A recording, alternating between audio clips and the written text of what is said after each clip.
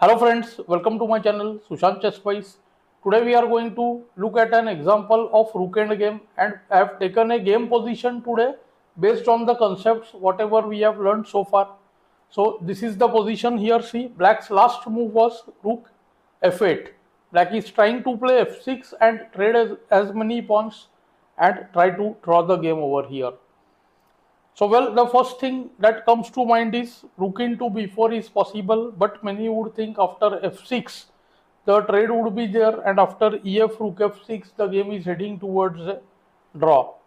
The h7 square is well guarded by the bishop, and the a pawn doesn't pose much of a trouble. So my point here is basically to show you how the masters think in their games and how they use the concepts whatever we have done.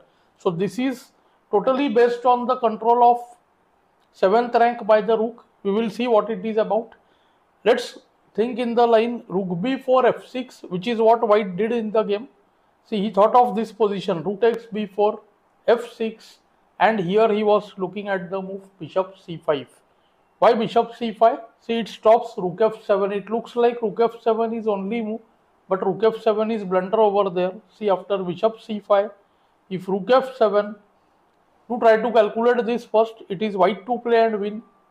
White had seen the move rook b7. See, now the rook is hanging, and after rook takes b7, a b7, a b7, and now see, e takes f6.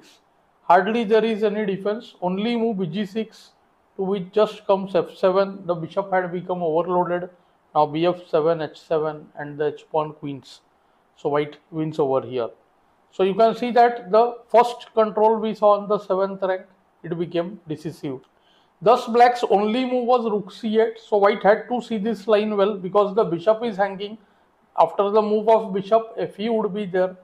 So white had seen that after rook c8, he can go with the move e takes f6.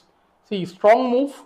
The point is that after rook c5, of course, one would anticipate f7. But see what white had calculated. After f7, rook c8, he saw the strength of the move rook b7. See, the rook is getting absolute control of the 7th rank, which we discussed in our earlier rook lesson. And see how nicely he is using it. There are some elegant lines. Let's see, after rook b7, now the see threat is rook e7 followed by rook e8. Let's say if rook f8 here, then see re7, and after bg6 it looks like the pawn on f7 is lost, but there comes rook e8 check, rook e8, fe8 queen, bishop e8, and once again h7. The bishop couldn't control the h7 square anymore, so white is winning.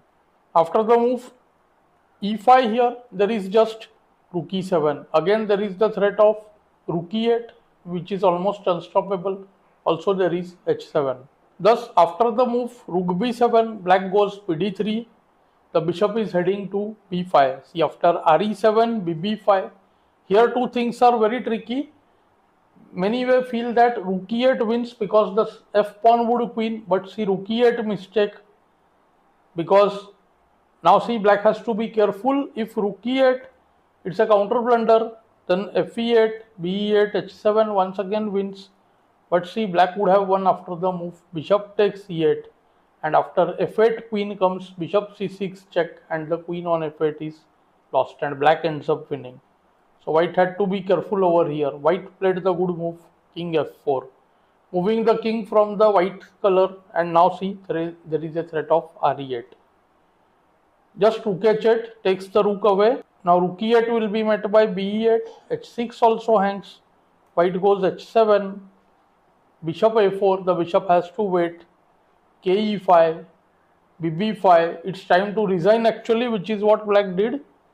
kf6, and see, now there is no defense to kg7. After let's say e5, there is kg7, the rook would have to move, and h8 or f8 queens, and even the other pawn would queen soon. So white would win easily. The starting position was not a very easy one though. And this is what we are going to do. We are going to use these kind of complex examples to see how masters think and how they use the concepts which we have already learned. I hope you have found this lesson useful and instructive. Do let me know in the comments below. Thanks for your time.